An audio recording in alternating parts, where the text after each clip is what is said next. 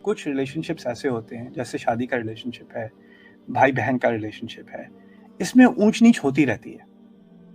اس میں یہ نہیں ہے کہ کسی کا کنسسٹنٹلی وہ ایک ہی زیادتی بار بار کر رہے ہیں، لیکن کبھی کبھار کسی سے غلطی ہوتی ہے، پھر کسی اور سے ہوتی ہے، پھر کسی اور سے ہوتی ہے، جھگڑے ہوتے ہیں، کبھی کبھار ہو جاتے ہیں. ٹھیک ہے، وہ ایک ہیومن نیچر ٹائپ چیز ہے. اور اولاد میں اور والدین میں ہوتے ہیں، کبھی کبھار جھگڑے ہوتے ہیں. تو یہ نہیں کہ آپ نے ہر دفعہ جھگڑا کیا میں آپ سے کبھی بات نہیں کروں گا، اور یہ سب نان سینس ہے. اور اس درمیانی کیٹیگری کو بھی اللہ تعالیٰ نے سورۃ التغابن میں بیان کیا ہے. اللہ تعالیٰ کہتے ہیں یا ایھا الذین آمنوا ان من ازواجکم واولادکم عدوا لکم فاحذروہم. ایمان والوں جان لو کہ بے شک تمہاری ازواج میں سے اور تمہاری اولاد میں سے تمہارے لیے دشمن بھی ہیں. دشمن بہت بڑا لفظ ہے. تو یہ کیوں کہا اللہ تعالیٰ نے اولاد اور ازواج میں دشمن بھی ہیں؟ اگر ازواج اور اولاد ایسے بن جائیں کہ وہ اپنی محبت کے حوالے سے آپ سے اللہ تعالیٰ کی نافرمانی کروانے لگے، آپ سے کہیں کہ نہیں یہ جو انسان جو ہے، بندہ جو ہے، وہ حرام بزنس میں چلا جائے کیونکہ بچوں کو بڑے ایلیٹ اسکول میں ڈالنا ہے، اور بچے نخرے کر رہے ہیں اگر مجھے اسکول میں نہیں ڈالا تو آپ نے میرے ساتھ بڑی زیادتی کی ہے، اب وہ رشوتیں لینے لگے، حرام کمانے لگے، کچھ کرنے لگے. تو جن کی محبت میں کر رہا ہے وہ اس کے دشمن بن گئے. تو لگے گا نہیں کہ دشمن ہے، انہوں نے کوئی گولی پستول نہیں رکھی ہوئی ہاتھ میں، محبت ہے، ایک دوسرے سے گلے لگ رہے ہیں، ایک دوسرے سے خوشیاں منا رہے ہیں. لیکن اگر آپ ایک دوسرے کو اللہ کی نافرمانی میں انکریج کرتے رہیں اور ایز اے فیملی آپ کے سارے ڈیسیجنز اللہ سے دور لے کے جا رہے ہیں، تو آپ کو پتہ بھی نہیں چلتا آپ ایک دوسرے کے دشمن بن چکے ہیں. اس کے بارے میں بات ہو رہی ہے. پھر کہا گیا کہ ان میں سے ہو سکتا ہے کسی ایک فیملی ممبر کی آنکھیں کھل گئی، نہیں ہمیں یہ نہیں کرنا، یہ غلط ہے، ہمیں ایسی پارٹیز میں نہیں جانا چاہیے، ہمیں ایسے نہیں خرچ کرنا چاہیے، ہمیں ایسے کسی کے بارے میں بات نہیں کرنی چاہیے. کسی ایک فیملی ممبر نے، بیٹے نے شروع کر دی بات، یا ماں نے شروع کر دی، یا باپ نے شروع کر دی، کسی ایک نے توبہ کر لی، باقی فیملی کیا کرتی ہے؟ اچھا تم بڑے مولوی بن گئے، تم پہ کہاں سے وحی آئی بھائی؟ ان کو دیکھو ذرا، یہ حضرت آ گئے. کوئی ایک توبہ کر لے تو باقی ایسے بھڑک جاتے ہیں کہ کیونکہ اب تم ہمیں برا فیل کرا رہے ہو کہ ہم بڑے شیطان ہیں، تم سب سے اچھے ہو، رائٹ؟ تو وہ توبہ کرنے کی کوشش بھی کرے، غلط ہٹنے سے کوشش کرنے کی کوشش بھی، سارے دشمنی پہ آ جاتے ہیں. اس کو تم کیوں اتنے ایکسٹریم ہو گئے ہو، اللہ ایسے تھوڑی کرتا ہے. اس کو لیکچر دینے شروع کر دیں گے، پھر یا اسلام کی تنقید شروع کر دیں گے کہ اسلام میں تو یہ بھی ہے، یہ بھی ہے. جھگڑے، لڑائیاں، تنقید، طنز، ایسے بمبارڈمنٹ ہوتی ہے اس پہ، کیونکہ اس نے صرف کہا ہے کہ ہمیں نماز کے لیے اٹھ جانا چاہیے، میں تو اٹھوں گا. وہ اتنی سی بات کر لے، یا وہ کہے کہ یا آپ لوگ پی رہے ہیں میں نہیں پیوں گا، وہ اتنی سی بات کر دے، بس اس کے بعد جو اس پہ پڑھنی ہے اس کے بارے میں کیا کہہ رہا تھا، وَإِن تَعْفُوا وَتَصْفَحُوا وَتَغْفِرُوا.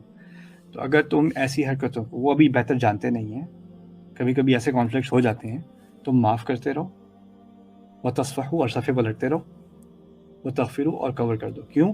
کیونکہ اب یہ تکلیفیں تمہاری طرف آ رہی ہیں دین کی وجہ سے.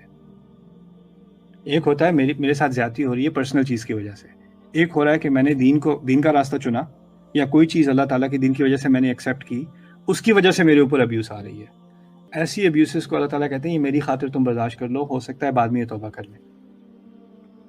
تم اپنا کام کرتے رہو اور ان چیزوں کو درگزر کرو، ان کو اپنے دل تک نہ لگنے دو.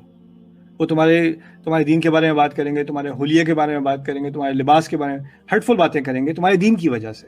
کوئی بات نہیں، کہنے دو اور پلٹتے رہو صفحہ، کیونکہ یہ تکلیفیں تمہیں آ رہی ہیں میرے ایمان کی وجہ سے اور کسی وجہ سے نہیں. اس کا مطلب یہ بھی نہیں ہے کہ آپ ماریں کھائیں، اس کا مطلب یہ ہے کہ آپ معاف کرنا اور مار کھانا الگ ہے. معاف کر دیا کا مطلب ہے میں ان سے رشتہ نہیں توڑ رہا، میں ان کے ساتھ زیادتی نہیں کروں گا، ان پر آواز نہیں اٹھاؤں گا. لیکن معاف کرنے کا مطلب یہ نہیں ہے کہ اگر وہ میرے ساتھ بدتمیزی کرنے، میں یہ نہیں کہہ سکتا دیکھیں آپ بدتمیزی کر رہے ہیں، ایسے نہیں کہنا چاہیے آپ کو. اچھا اگر آپ نے ایسی بات کرنی ہے تو پھر میں چلتا ہوں، بعد میں بات کریں گے. یہ آپ کو کہنے کا حق ہے. آپ نے معاف بھی کیا اور اپنی باؤنڈری بھی سیٹ کر دی کہ آپ میرے اوپر اس طرح کچل کے مجھے زمین پہ، مجھے کارپیٹ بنا کے میرے اوپر آپ چل نہیں سکتے، لیکن میں پھر بھی آپ سے نفرت نہیں کر رہا. ٹھیک ہے، آپ نے جو کہا وہ ٹھیک ہے، میں مزید نہیں اس بات کو سنوں گا. اگر آپ نے اسی طرح بات کرنی ہے تو کبھی بعد میں بات کر لیں گے. آئی لو یو، بائے. ہو سکتا ہے کسی کا بھائی ہو، کسی کی بہن ہو، کسی کی ماں ہو، کسی کا بیٹا ہو، کسی کی بیٹی ہو، جو اس طرح کی باتیں کرے، الٹی سیدھی باتیں کرے. آپ نے ایک طرف باؤنڈری بنانی ہے اور دوسری طرف معاف بھی کرنا ہے. ان کو رائٹ آف نہیں کرنا کہ یہ دیکھو یہ تو اللہ کے خلاف ہیں، یہ اللہ اور اس کے نبی کے خلاف ہیں، اور یہ اسلامی نہیں ہے، اور یہ میرے لیے بڑا فتنہ ہے. نہیں، اللہ تعالیٰ نے کہا پہلی آیت کے پہلے حصے میں انہیں دشمن بتایا، پھر کہا معاف کرتے رہو. دشمن فاحذروہم، اور ان سے احتیاط کرنا. اللہ تعالیٰ نے کہا ان سے احتیاط کرنا. دشمن سے احتیاط کیسے ہوتی ہے مام؟ اس کو اپنی صحیح باتیں نہ بتائیں، جھوٹی باتیں نہ بتائیں. ایگزیکٹلی، آپ ولنریبل نہیں ہو سکتے اس کے سامنے. اور دشمن جو بیٹل فیلڈ میں ہوتا ہے، میدان جنگ میں ہوتا ہے، دشمن کے سامنے شیلڈ ہوتی ہے نا، آپ ایسے نہیں کھڑے ہو جاتے دشمن کے سامنے، احتیاط لیتے ہیں. تو کبھی کبھی رشتہ دار بھی دشمنی والی جب باتیں کرتے ہیں تو آپ کو اپنی احتیاط لینی ہے، لیکن احتیاط لیتے وقت بھی آپ نے ان سے محبت نہیں روک دینی، اور ان کو یہ ایک بڑا عجیب بیلنس ہے جو ہمیں اس دین کی وجہ سے اٹھانا پڑتا ہے.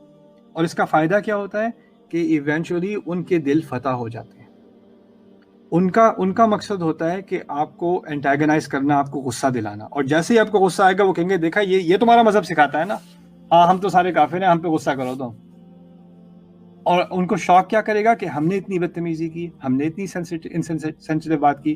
اس نے ہمیشہ اگر اپنے آپ کو ڈیفینڈ بھی کیا تو تمیز سے کیا ہے، کبھی ہم پہ غصہ نہیں کیا، ہمیں رائٹ آف نہیں کیا، اور ہمیں کبھی ضرورت پڑی ہے تو ہمیں ہمیشہ مدد کی ہے. رائٹ، وہ آپ کنسسٹنٹلی یہ بیہیویئر دکھائیں گے تو ہو سکتا ہے ان کے دل میں بھی نرمی آ جائے.